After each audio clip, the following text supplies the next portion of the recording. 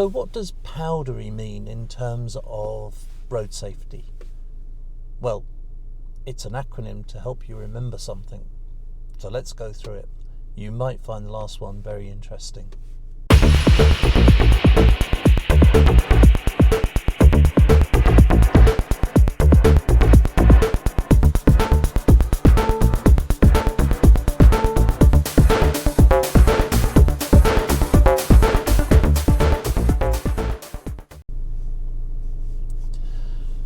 So pre-drive checks, in practical terms, involve some checks that you should do, some of which should be done every time you get in the vehicle, some of which will be done on an intermediate basis, maybe weekly, maybe monthly, and some that most people probably will leave until the car actually gets serviced. But let's go through them. Like I say, Powdery is an acronym. So let's go through each letter of the acronym. So P originally was for petrol, because most vehicles at the time when Powdery was first mentioned were petrol-driven vehicles. But now, of course, we have diesel and electric. And quite fortunately, really, P can now be changed to propellant. So the primary check here is that you've got enough propellant, whichever that may be, petrol, diesel, electric, for the journey you're about to undertake. Now, if you've got sufficient fuel or sufficient charge, that's great. If you've got an electric powered vehicle, then this may require you to actually plan your journey in a little bit more detail than for petrol and diesel vehicles, because electric charging infrastructure is not as prevalent in the UK as petrol stations are, where you can get obviously petrol and diesel. So plan your journey and make sure that you have enough propellant for the journey you're about to undertake. And of course, for that check, you need to do that every time you get into the vehicle. O stands for oil. Now, the optimal time to inspect your oil is when the engine has cooled down, having been turned off for a minimum of 10 minutes. The vehicle should be on the level, and when it's cool, you lift the bonnet, locate the dipstick, which is housed in a tube situated by the side of the engine block generally. You carefully remove the dipstick, and with a clean cloth or piece of paper, clean the actual dipstick. Once the dipstick's clean, replace it back into the tube and then withdraw it again and measure the level of oil that's actually in the engine. There will be an indication on the dipstick as to where the level should be. If it's too low, then obviously you need to top it up. Hopefully it's not too high. So most people will actually leave this check until the car is serviced, but really you should be looking at doing this probably once a month. Now, a caveat on some more modern vehicles, like the vehicle I drive, it doesn't have a dipstick. The actual oil level is monitored electronically by a sensor. So if your car is of that type, then you will get a warning if the oil goes low, but you should check it electronically. Again, the same applies.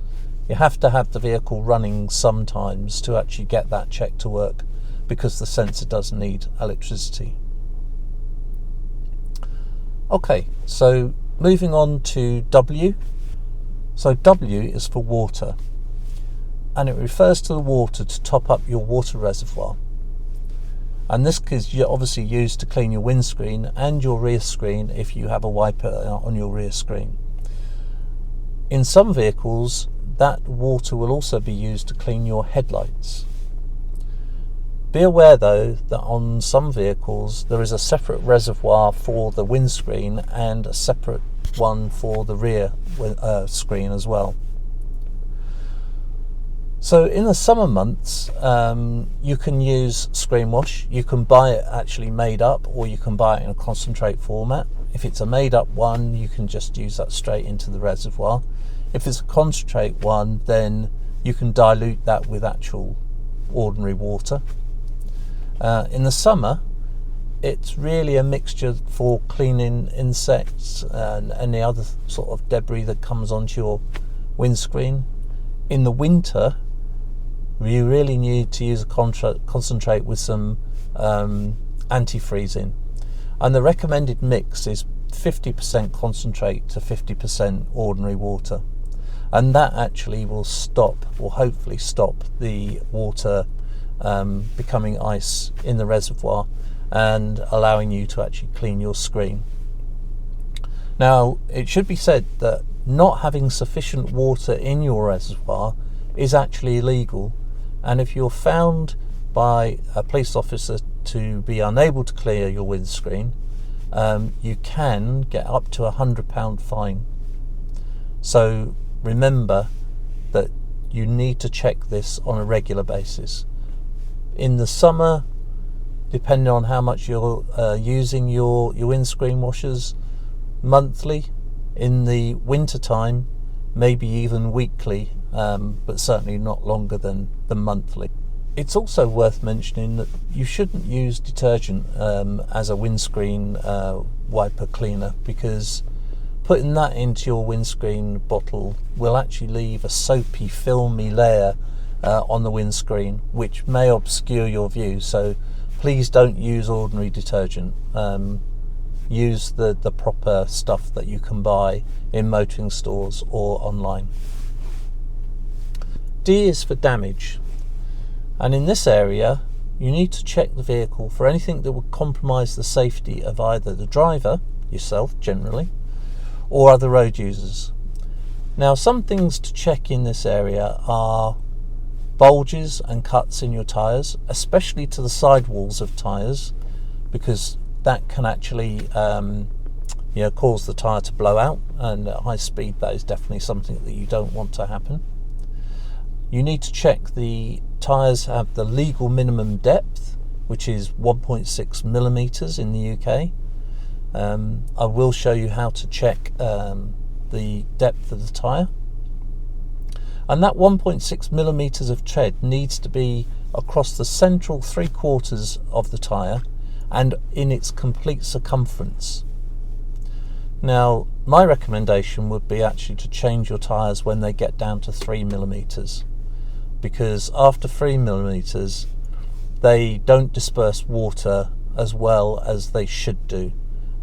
So like I say, the legal minimum is 1.6, but I'd think about getting your tyres changed once the actual depth reaches 3 millimeters.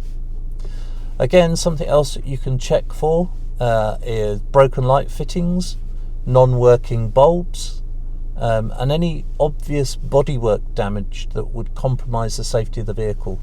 So any sort of trim that is loose that could actually come off and cause damage either to your vehicle or to other road users. Okay, E is for electrics. The electric element of the pre-drive check in this vehicle covers all electronic elements within the vehicle, such as the auxiliary warning lights, indicators on the dashboard, but it also involves checking the headlights, side lights, parking lights, brake lights, indicators, and the lights that light up your rear number plate. There are a few ways of checking external lights and indicators, but it's preferable if you get someone to actually help you with this, so that you can actually sit in the vehicle, operate the controls, and that other person can tell you whether they're working or not. Again, you can do this weekly or you can do it monthly, but you should do it on a regular basis. For some vehicles, you will be indicated by one of your auxiliary warning lights if a bulb has gone out, but in most vehicles that's not the case. R is for rubber. Now, while this may seem that I'm talking about tyres again, which I am, it's also important to check your windscreen wipers for both the main windscreen, and if you've got one on the rear windscreen, then check it on the rear windscreen as well. Worn rubbers on windscreen wipers can not only lead to annoying noise, but also, and more importantly, mean that they would be unable to clear the windscreen water when it rains, and therefore it might impair your view. And if it impairs your view, then obviously you won't have good perception of what's in front of you or behind you. This is obviously a very important safety issue, and therefore you should check your wiper blades on a frequent basis. Now you're looking here for blades that are noisy, blades that are perished, the rubber's perished, and anything that's actually not clearing the windscreen effectively. So it should become obvious when windscreen wipers are not becoming very effective, but I would check them at least once a month. Now, I said at the beginning of this video that the last one was going to be really interesting, and it is, and the Y stands for you.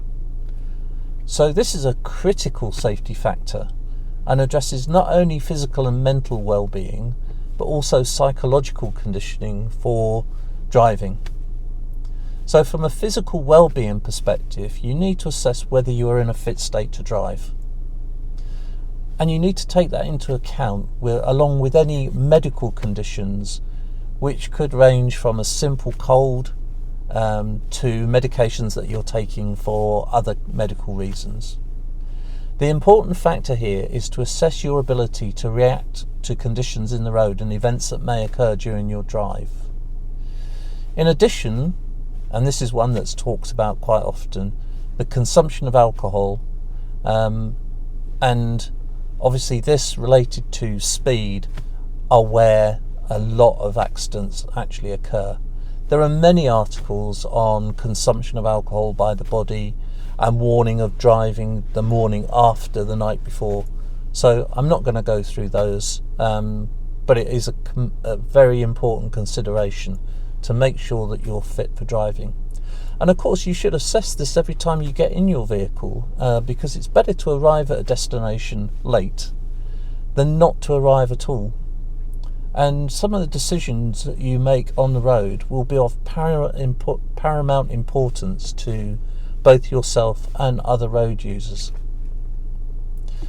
So each time you get in the vehicle, just make an assessment of how you feel. Are you angry? Have you had upsetting news? Are you in a position where you might get into a road rage incident? It's important to assess that and take that into account, because assessing that at the beginning of the drive will change your actual perception during the drive, and that will make your drive a safer thing for you and other road users. We found that use of Powdery, the acronym, propellant, oil, water, damage, electric, rubber, and you useful, something you can remember each time you get in the car. If you did find it useful, give me a like, please. And if you want to be notified of the future safety advanced driving technique videos, then please subscribe to the channel.